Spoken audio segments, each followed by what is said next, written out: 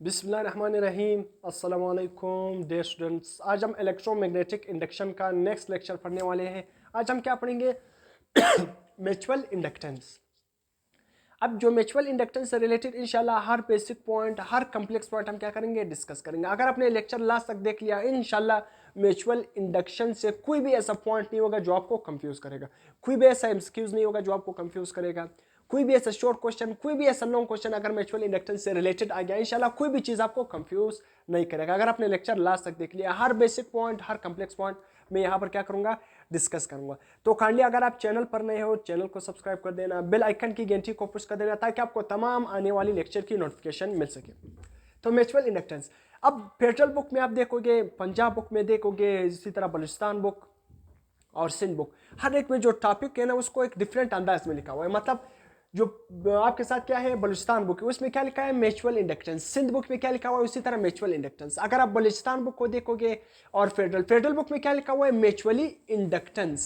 क्या लिखा हुआ है, म्यूचुअली इंडक्टेंस। मतलब इस टॉपिक को हर बुक में मतलब डिफरेंट अंदाज में लिखा हुआ है, मगर इसका जो ओवरऑल कंसेप्ट है वो क्या है, सेम है। तो म्यूचुअल इंडक्टेंस या म्यूचुअल इंडक्शन, म्यूचुअली इंडक्टेंस या म्यूचुअली इंडक्शन, ये सारे के सारे क्या है, सेम वर्ड्स है। तो इसे आपने कंफ्यूज नहीं होना है।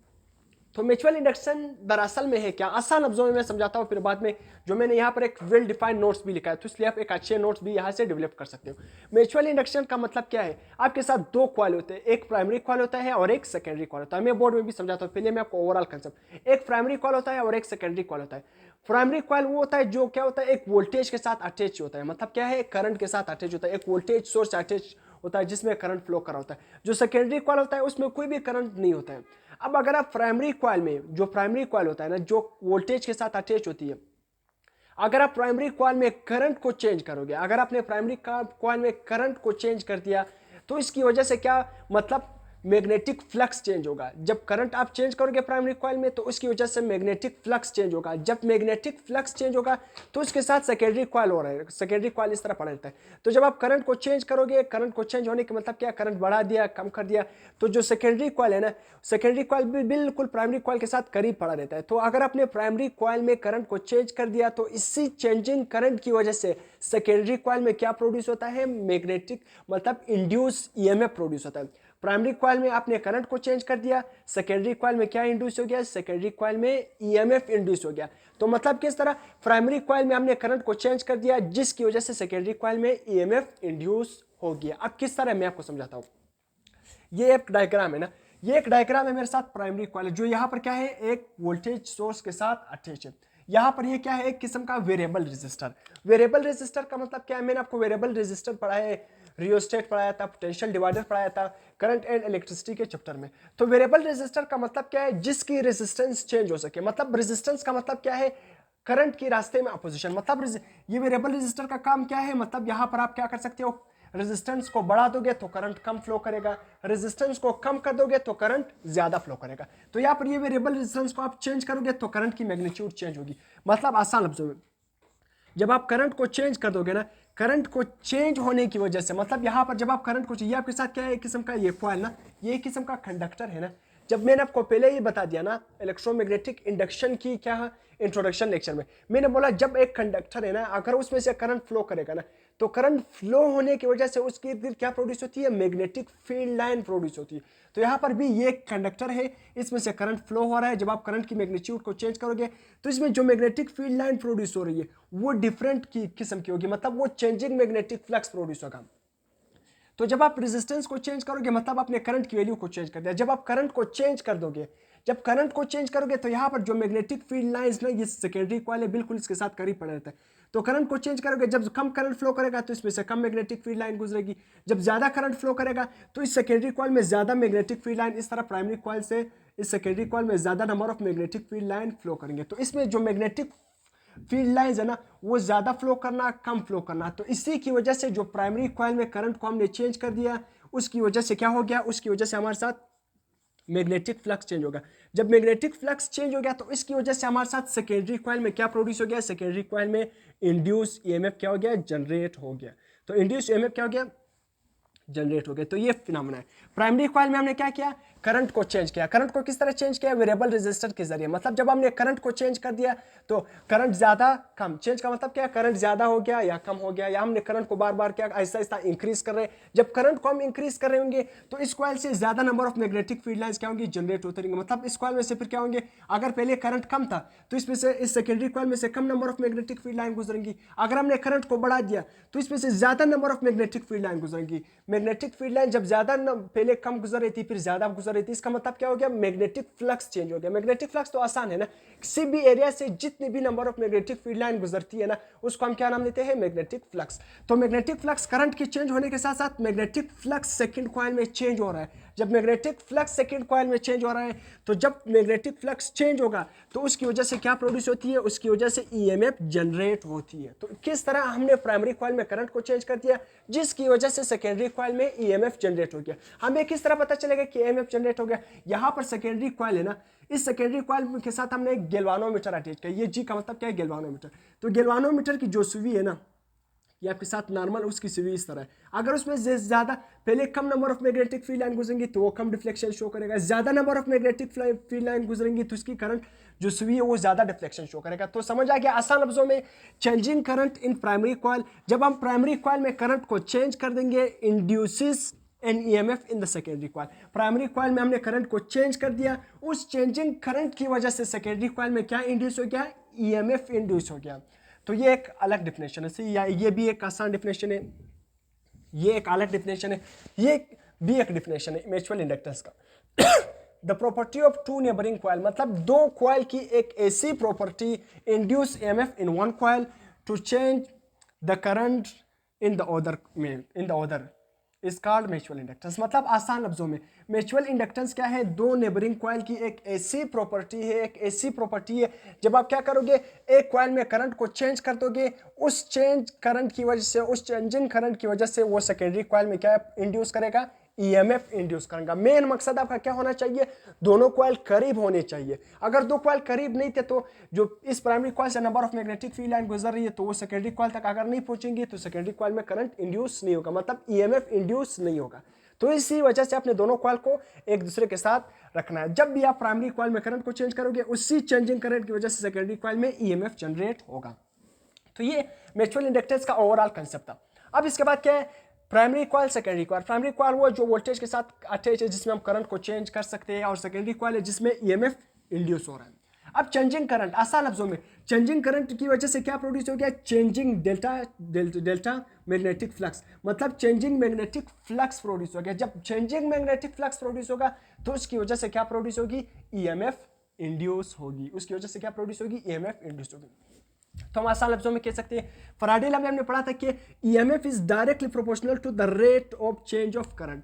ये क्या है, करंट, करंट के नीचे क्या डिवाइड हो रहा है, टाइम। जिधर भी किसी भी क्वांटिटी के नीचे टाइम डिवाइड हो रहा है ना तो उसके लिए हम एक स्पेसिफिक वर्ड यूज करते हैं, रेट। तो इसलिए EMF is directly proportional to the rate of change of current. मैंने वर्डिंग में भी लिखा है, induce EMF is directly proportional to the rate of change of current, मतलब ईएमएफ डायरेक्टली प्रोपोर्शनल है rate of change of current के साथ।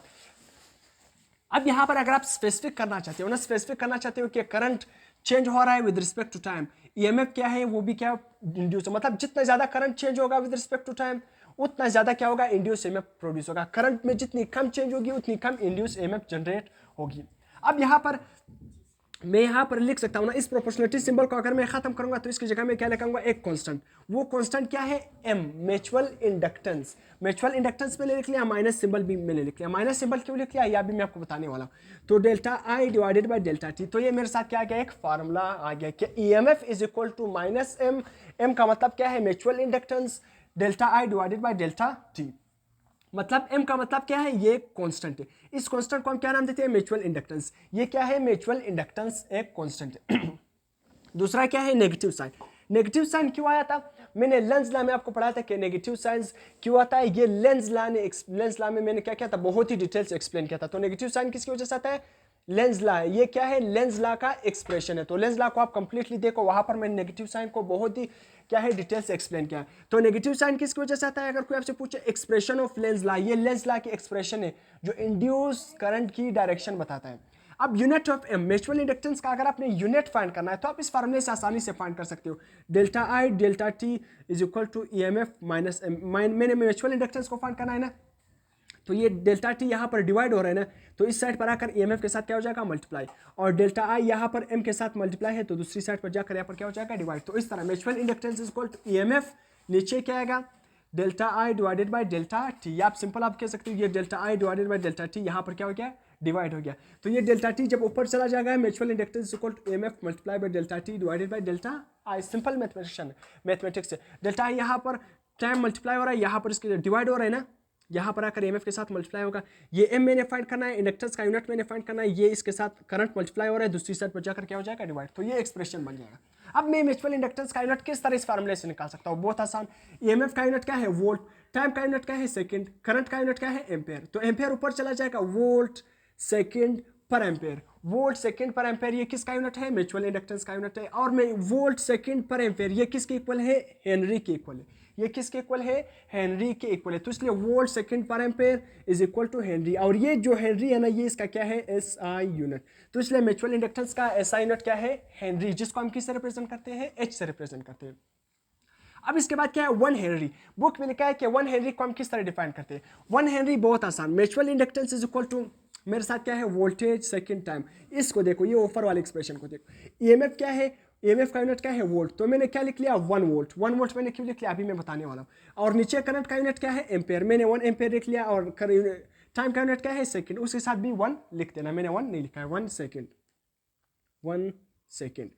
मतलब कि 1 हेनरी कब होगा, 1 म्यूचुअल इंडक्टेंस कब होगा, जब हमारे साथ क्या हो, वोल्टेज कितना हो, 1 वोल्ट हो, और क्या हो रहा है, करंट कितने टाइम के साथ, मतलब जो करंट है ना, जो आपके साथ वोल्टेज ना, वो रेट ऑफ चेंज ऑफ जो करंट है ना, वो 1 एम्पेयर पर सेकंड हो ना। जो मेरे साथ rate of change of current हो ना, वो क्या हो, 1 एम्पेयर पर सेकंड हो, और वोल्टेज कितना हो, 1 वोल्ट हो। तब मेरे साथ जो म्यूचुअल इंडक्टेंस होगा वो क्या होगा, 1 हेनरी। आसान मैथमेटिक्स में आपको समझा रहा हूँ कि 1 हेनरी कब होगा, जब आपके साथ क्या हो, 1 वोल्ट प्रोड्यूस हो, क्या हो, विद रिस्पेक्ट टू, जब आपके साथ क्या हो, करंट क्या हो, मतलब current 1 ampere per second, 1 ampere per second change हो रहा होगा, तो तब आपके साथ म्यूचुअल इंडक्टेंस क्या होगा, मतलब 1 हेनरी के इक्वल होगा। 1 हेनरी, 1 इंडक्टेंस आप कह सकते हो, 1 हेनरी को आप किस तरह डिफाइन कर सकते हो। तो 1 1 सब आपस में डिवाइड होगा, तो ये किसके इक्वल आएगा, इसका ओवरऑल आंसर भी क्या आएगा, 1। तो 1 हेनरी कब होगा, प्रोड्यूस 1 वोल्ट, जब 1 वोल्ट प्रोड्यूस हो, when current through the circuit changes, जब